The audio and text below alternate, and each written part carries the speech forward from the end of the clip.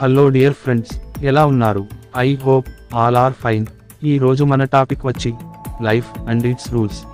మనం లైఫ్లో ఎదగాలి అంటే ఈ 6 రూల్స్ని ఫాలో అవ్వాలి. ఈ రూల్స్ అన్నీ నేను నా లైఫ్లో కంపల్సరీ ఫాలో అవుతాను.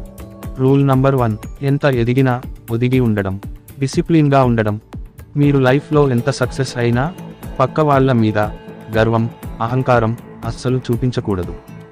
ఎంతో పండితుడు అయిన రావణుడు తన గర్వం, అహంకారం వల్ల రాముడి చేతిలో నాశనం అయ్యాడు.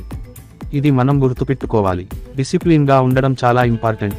ఎంతో మంది రిచ్ పర్సన్స్, ఫ్యామిలీ బ్యాక్గ్రౌండ్ గట్టిగా ఉన్న వాళ్ళు పక్క వాళ్లను చాలా చీప్గా చూస్తారు.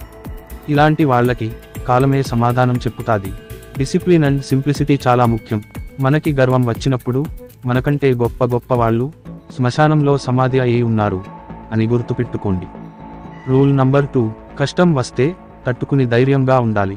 కొంతమంది చిన్న కష్టం వస్తేనే లైఫ్ మీద ఇంట్రెస్ట్ని కోల్పోతారు. కానీ మనం ఒకటి గుర్తుపెట్టుకోవాలి, దేవుడు అయిన రాముడికే కష్టాలు తప్పలేదు. ఇంకా మనం ఎంత? ఆ దేవుణ్ణి మనం దేవుడా నాకు కష్టాన్ని ఇవ్వద్దు అని కోరుకోకూడదు. ఎంత కష్టం వచ్చినా తట్టుకునే శక్తిని ఇవ్వమని కోరుకోవాలి. నాకు సాయం చేయకపోయినా పర్వాలేదు, కానీ న్యాయం చేయమని కోరుకోవాలి. రూల్ నంబర్ 3, ఏం జరిగినా మన మంచి కోసమే అని అనుకోవాలి. Just accept and move. Always be positive. మన లైఫ్ నుండి ఏ వస్తువు అయినా లేదా ఏ పర్సన్ అయినా మనల్ని విడిచిపెట్టి వెళ్ళిపోతే వాళ్లతో ఉన్న బంధాన్ని పదే పదే గుర్తు చేసుకుంటూ బాధపడకండి. వాళ్ళ ఇమ్మెచ్యూరిటీని ఎక్స్క్యూజ్ చేసి వదిలేయండి. ఎందుకంటే కొన్నిసార్లు పట్టుకోవడం కంటే వదిలేయడం వల్ల కూడా మనకి మంచే జరుగుతుంది అని గుర్తుపెట్టుకోండి. వాళ్ళకి తగిన గుణపాఠం కాలమే చెప్పుతాది. Just wait and see.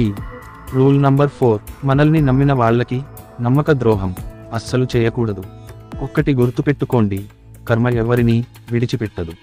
నేను కర్మని బాగా నమ్ముతాను.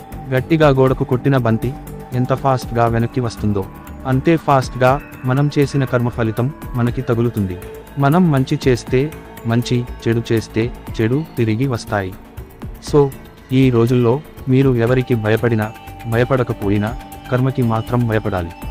మీరు లైఫ్లో ఒక్కటే గుర్తుపెట్టుకోండి, మంచి వాళ్ళు ఫస్ట్లో కష్టపడినా తర్వాత సుఖపడతారు.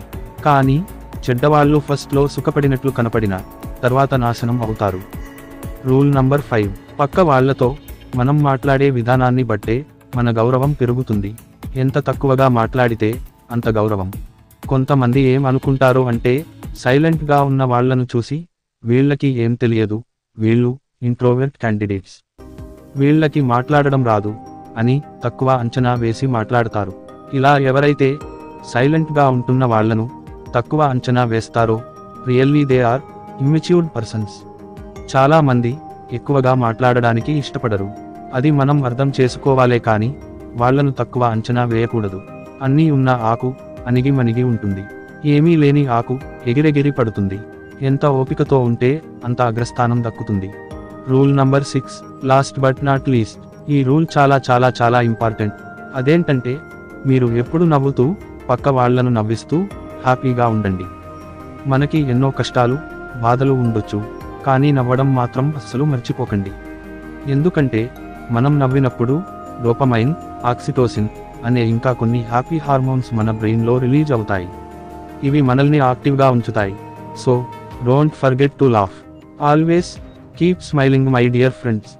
ఓకే డియర్ ఫ్రెండ్స్, మీలో ఉన్న ఒక బ్యాడ్ హ్యాబిట్ని కామెంట్ బాక్స్లో కామెంట్ చేయండి. నాకు ఉన్న నాలెడ్జ్లో నేను మీకు ఏదైనా ఒక సజెషన్ ఇవ్వడానికి ట్రై చేస్తాను. నేను ఏమైనా తప్పుగా మాట్లాడితే పెద్ద మనసుతో నన్ను క్షమించండి. మీకు ఈ వీడియో నచ్చితే మన ఛానల్ని సబ్స్క్రైబ్ చేసి, లైక్ చేసి, షేర్ చేయండి. Thank you my dear friends.